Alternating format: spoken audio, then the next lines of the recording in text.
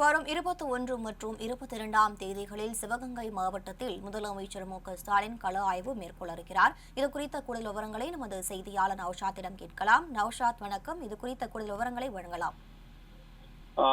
தமிழக முதல்வர் வரக்கூடிய 21 மற்றும் 22ஆம் தேதி சிவகங்கை மாவட்டத்தில் ஆய்வு மேற்கொள்ள இருக்கிறார். கள ஆய்வு குறிப்பாக தொடர்ந்து ஒவ்வொரு மாவட்டத்திற்கும் கள ஆய்வு மேற்கொண்டு நலத்திட்டங்களை வழங்கி வருகிறார். மேலும் அந்தந்த மாவட்டங்களுக்குரிய குறிப்பாக திமுக நிர்வாகிகளும் முக்கிய ஆலோசனை மேற்கொள்கிறார். என்றால் தொடர்ந்து தமிழக அரசு வரக்கூடிய இன்னும் 10 மாதங்களே இன்னும் பொது தேர்தல் வர இருக்கிறது. இந்த தேர்தலுக்கு முன்பாக மாவட்டத்தில் இருக்கக்கூடிய ஒவ்வொரு நிர்வாகிகளையும் சந்திப்பது மற்றும் அமைப்பை வலுப்படுத்துவது ஒருபுறம் இருந்தாலும் கூட அரசின் திட்டங்களை மக்களுக்கு ஒவ்வொரு பகுதியும் தொடங்கி வைத்தாலும் கூட திட்டங்கள் செய்யாமல் செயல்கிறதா அல்லது அரசு அறிவித்த அறிவிப்புகள் புதிய புதிய அறிவிப்புகள் பலனடையும் மக்கள் அதை தெரிந்து கொள்கிறாரா உள்ளிட்டவை குறித்து தொடர்ந்து முதல்வர் ஒவ்வொரு மாவட்டத்திலும் ஒவ்வொருத்தரும் ஆய்வு மேற்கொள்கிறது இயல்பாக இருக்கிறது.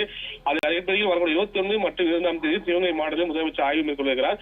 அந்த மாவட்டத்தில் குறிப்பாக புதிய திட்டங்கள் தொடங்கி வைக்கிறதும் இல்லாமல் மேலும் அந்த மாவட்ட திமுக நிர்வாகியிடம் ஆலோசனை மேற்கொள்வது எதிர்பார்க்கப்படுகிறது. என்றால் தொடர்ந்து மாவட்டத்தினுடைய மாவட்ட செயலாளர்களாகட்டும் மற்றும் பிரதிநிதிகளாகட்டும் மாவட்ட மீது ஐடி தொழில்நுட்ப பிரதிநிதிகள் மற்றும் மாவட்ட பகுதி வட்டம் உள்ளிட்ட அனைவருமே சந்தித்து அவருடைய தேர்தலை ஒட்டியும் மற்றும் வரக்கூடிய திட்டங்கள் மக்கள் மதிப்பை சேர்கிறதா மக்களை அணுகி திமுக சாதனைகளையும் தொண்டர்கள் தொடர்ந்து மக்களுக்கு சேர்க்க வேண்டும் என தொடர்ந்து ஒவ்வொரு கூட்டத்தையும் வலியுறுத்துகிறார். அதே போலதான் இந்த கூட்டத்திலையும் இந்த ஆய்வுக் கூட்டத்திலையும் மற்றும் வலியுறுத்த எதிர்பார்க்க மேலும் அந்த மாவட்டத்தில் கூடிய சட்ட ஒழுங்கு உள்ளிட்ட குறித்து முதல்வர் ஆய்வின் போது கேட்டு அறிவாக எதிர்பார்க்கப்படுகிறது. அந்த அடிப்படையில் அவருடைய 21, 22ஆம் தேதி ஆய்வுக் கூட்டம் என்பது மிக முக்கிய ஒன்றாக பார்க்கப்படுகிறது.